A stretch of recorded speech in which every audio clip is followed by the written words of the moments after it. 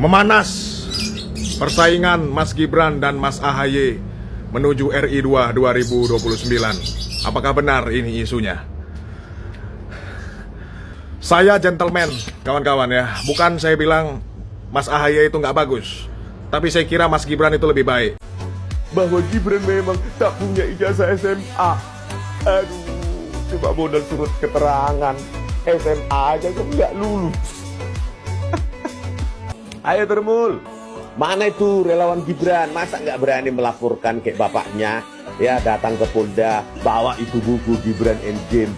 Nah, laporkan Rismon lagi biar jadi tersangka lagi, ya kan? Terus nanti Polda.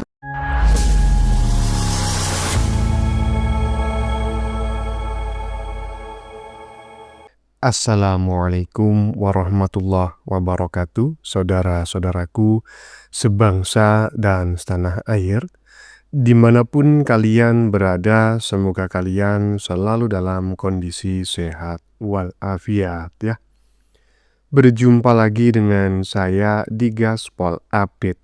Kami bukanlah buzzer pihak manapun, kami hanya menyajikan keputusan ada di tangan Anda. Teman-teman, ini ada video yang menurut saya cukup menarik, yakni tentang kabar bahwa suhu perpolitikan tanah air sudah sangat memanas teman-teman ya, yaitu antara Gibran dan si putra mahkota. Saya tidak tahu informasi ini benar ataukah keliru, yang jelas sepertinya mereka berdua akan sama-sama mencalonkan diri sebagai kandidat pada Pilpres 2029 mendatang. Yang menarik ya, si Krismon alias ahli digital forensik abal-abal menyebut dengan terang-terangan bahwa Gibran tidak lulus SMA. Tidak hanya itu, dia bahkan juga menantang Gibran agar melaporkan dirinya ke polisi seperti yang dilakukan oleh bapaknya. Terlalu acting kali ini orang ya kan, entar dilaporkan nangis-nangis lagi dia. Nah, bagaimanakah videonya dan bagaimanakah respon netizen? Mari kita tonton bersama, kemudian mari kita komentari bersama di bagian akhir video. Ini dia. Memanas persaingan Mas Gibran dan Mas AHY menuju RI 2 2029. Apakah benar ini isunya? Guys, yang belum follow, izin follow dulu kawan-kawan. Ada tanda plus di sebelah kanan. Saya gentleman, kawan-kawan ya. Bukan saya bilang Mas AHY itu nggak bagus, tapi saya kira Mas Gibran itu lebih baik. Kenapa begitu? Satu, Mas Gibran itu tidak elitis, merakyat ya, seperti bapaknya. Yang kedua, gaya politik Mas Gibran itu adalah pop culture. Apa itu? Jadi politik itu dikemas sebagai hiburan. Jadi semua orang itu setiap enjoy the moment, menikmati semua momen. Nah, saya curiga ya, Panji Pragiwaksono itu adalah agent dari Mas Gibran. Kenapa begitu? Karena politik hari ini, siapa yang paling sering dibicarakan bukan siapa yang paling hebat. Ya, itu politik hari ini. Jadi Mas AHY tidak memiliki kualifikasi itu. Dia terlalu elitis kalau menurut saya sih ya. Nah, hidup Jokowi. Ya, intinya ya, kalaupun si putra mahkota ini mencalonkan diri sebagai presiden atau wakil presiden 2029 mendatang, ya dijaminlah rungkat. Kenapa dulu itu bapaknya itu menang bahkan sampai 2 kali? Karena tidak ada calon yang dianggap lebih baik di masa itu, ya. Ya kita tahulah musuhnya siapa aja ya kan, nggak ada yang berkualitas. Makanya bapaknya terlihat hebat kali, padahal koplak kali ya. Gimana menurut teman-teman? Lanjut. Bahwa Gibran memang tak punya ijazah SMA. Aduh, coba modal surut keterangan SMA aja kok nggak lulus. Mereka para Termul hanya bisa membayar para buzzer. Cuma itu yang mereka bisa. Karena membantah buku nggak bisa, melaporkan pun nggak bisa. Kasihan saya sama Termul, nggak bisa melaporkan Rismon lagi. Kasihan aku.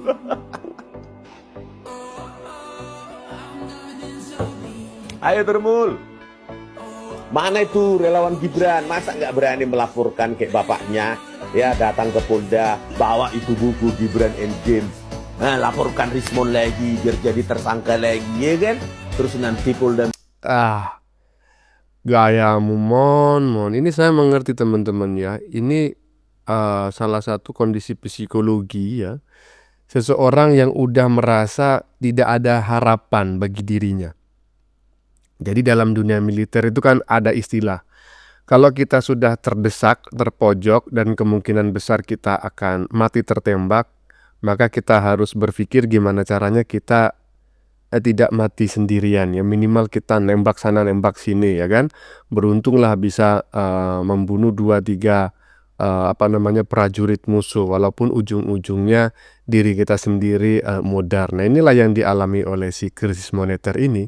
Dia sadar bahwa kasus ijazah Jokowi palsu itu akan menyeret dirinya ke dalam penjara. Nah dia berpikir, ya kalau udah kadung di penjara ya udahlah, iya kan, sekalian anaknya juga dihajar. Teman-teman, nantang melaporkan ya, Gibran melaporkan ke polisi. Nanti dilaporin Gibran, kau nangis lagi di pojokan ya, nangis berjamaah. Aduh, mon, lanjut. Halo, selamat pagi pemirsa. Selamat pagi kawan-kawanku semua ya, saudara-saudara dimanapun berada. Sekarang kita hari ini membahas tentang kalkulator error. Ada ya kalkulator yang error. Tapi sebelumnya kita harus menyiapkan alat tulis dulu nanti biar kita bisa berpikir dengan akal sehat. Benar apa enggak ini kalkulator benar-benar error atau gimana lah ya. Yang pertama gini.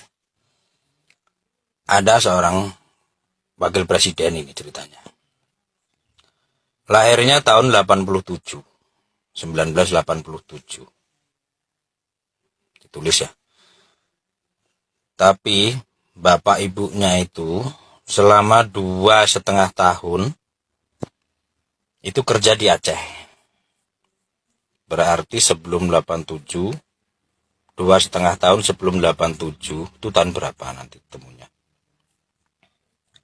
Terus ada kabar lagi, bapaknya itu wisuda dari kuliahnya itu tahun 85. Terus 86 menikah. Ya. Tolong dicatat, kalau nggak dicatat mungkin nggak paham. Ya. Saya ulangi ya. Ada seseorang tuh menjabat sebagai wakil presiden. Lahirnya tahun 87. Sebelum itu bapak ibunya kerja di Aceh selama 2,5 tahun. Terus bapaknya dulunya wisuda dari kuliah itu tahun 85. Setelah wisuda tahun 86-nya bapak ibunya menikah. Mohon dihitung dengan kalkulator, nanti kalkulatornya itu error atau enggak. Kalkulator kok bisa error ya? Ini menarik sekali teman-teman ya. Ijazahnya udah ya dipersoalkan. Ijazah bapaknya sudah dipersoalkan. Sama ijazah SD, SMP, SMA, S1 bapaknya dipersoalkan. Ijazah Gibran juga ijazah SMP dipersoalkan. Ijazah SMA dipersoalkan. Ibunya Jokowi dipersoalkan. Nah sekarang ada lagi yang dipersoalkan, yaitu tanggal dan tahun kelahiran Gibran. kurang kerjaan tapi terserah kaulah ya, yang penting kau senang. lanjut. Gibran berpotensi untuk menjadi lebih hebat dari Jokowi. Kalian boleh setuju atau enggak. Tapi ada satu kemungkinan yang masuk akal untuk dibicarakan. Bukan karena relasi ayah dan anak, melainkan karena bekal zaman dan pengalaman politik yang ia miliki sejak sangat awal. Gibran tumbuh di era politik yang jauh lebih keras dan juga terbuka. Tekanan publik selalu datang setiap detik, kritik berseliweran tanpa filter, dan serangan personal kerap dijadikan senjata kepada dirinya. Jika dulu Jokowi membangun kepemimpinan dari keterbatasan, Gibran justru ditempa dengan ekspektasi yang tinggi dan pengawasan publik yang brutal sejak langkah pertamanya. Keunggulan lain yang jarang dimiliki oleh politisi seusianya adalah kesempatan belajar langsung dari 3 presiden dengan 3 karakter kepemimpinan yang berbeda pula. Dari Megawati Soekarno Putri, Gibran melihat bagaimana ideologi, konsistensi, dan sejarah dijaga dalam kekuasaan. Dari Prabowo Subianto, ia menyerap ketegasan negara, keberanian mengambil keputusan strategis, serta cara memandang geopolitik dan kedaulatan nasional. Sementara dari Jokowi, ia belajar politik kerja, turun langsung ke lapangan, menyapa dan mendengar rakyat, serta menyelesaikan masalah tanpa banyak retorika. Dan yang tak kalah penting nih, sikap personal dari seorang Gibran menunjukkan kedewasaan politik yang tidak banyak dimiliki oleh politisi muda. Dalam menghadapi berbagai serangan liar, fitnah, dan framing negatif, ia hampir tidak pernah terlihat marah atau membalas. Tidak reaktif, tidak defensif, dan tidak sibuk membangun drama. Ia memilih diam, bekerja, dan membiarkan waktu yang menjawab. Sikap ini bukan kelemahan. Justru inilah tanda kematangan. Gibran paham betul bahwa membalas serangan hanya akan menghabiskan energi dan konsentrasi. Sementara nih, ketenangan adalah modal kepemimpinan jangka panjang. Jika suatu hari Gibran melangkah lebih jauh, ia tidak datang sebagai figur kosong. Ia membawa pembelajaran dari 3 era kepemimpinan, pengalaman menghadapi tekanan sejak dini, dan karakter politik yang relatif tenang di tengah badai. Pada akhirnya nih, sejarah memang tidak bisa diprediksi. Namun, dengan kombinasi pengalaman, pembelajaran langsung, dan sikap dewasa berpolitik, peluang Gibran untuk melampaui Jokowi bukan sekedar spekulasi, melainkan kemungkinan yang rasional. Ya kalau menurut saya, jika Gibran itu lebih baik daripada Pak Jokowi, itu kemungkinannya besar. Kenapa? Karena Gibran ini kan versi upgrade ya. Jokowi itu sudah baik, tetapi kita harus tahu lah Pak Jokowi itu produk tahun berapa ya.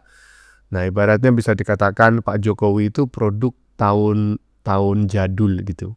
Nah Gibran ini adalah produk masa kini dengan style Jokowi. Jadi ini bisa dikatakan Jokowi style baru, Jokowi yang sudah di-upgrade. Ya kemungkinan besar memang akan lebih bagus ya daripada Jokowi. Makanya ya saya berharap 2029 Gibran ini maju baik sebagai presiden atau tetap sebagai wakil presiden ya. Yang jelas ya putra mahkota pasti akan rungkat lah kalau lawannya Gibran. Lanjut. Kepada Mas Wapres Gibran Rakabung Raka, khusus, mana janji politikmu? Mana janjimu yang mengatakan akan membuka 19 juta lapangan kerja? Itu adalah narasi pemikiran dari orang-orang para pembenci. Orang-orang yang menelan informasi tanpa didasari bukti. Saya sekedar bertanya, kapan Mas Wapres menjanjikan membuka lapangan kerja 19 juta? Karena faktanya, pada debat Pilpres kemarin, Mas Wapres hanya menyampaikan, apabila 4 langkah ini bisa dikerjakan dan terpenuhi, mudah-mudahan akan terbuka 19 juta lapangan kerja. Yang pertama hilirisasi, baik hilirisasi tambang, pertanian, perikanan, dan hilirisasi digital. Dilanjutkan lagi pemerataan pembangunan yang tidak lagi Jawa-sentris, ekonomi kreatif, dan UMKM. Apabila keempat ini benar-benar telah terpenuhi, akan menghasilkan 19 juta lapangan kerja. Itu lagi ya yang membuat keputusan itu presiden, yang mengambil kebijakan itu presiden. Wapres hanya memberikan masuk, mengeksekusi perintah, dan melakukan arahan kebijakan yang telah presiden tetapkan. Salam. Ya, inilah yang sering disuarakan oleh golongan-golongan manusia koplak gitu ya, yang barusan disindir oleh seorang netizen yang berasal dari Sumatera Utara ya, dari Toba, yang saat ini menetap di Jakarta. Mana janjimu? 19 juta lapangan kerja. Itulah yang dipertanyakan oleh manusia-manusia koplak.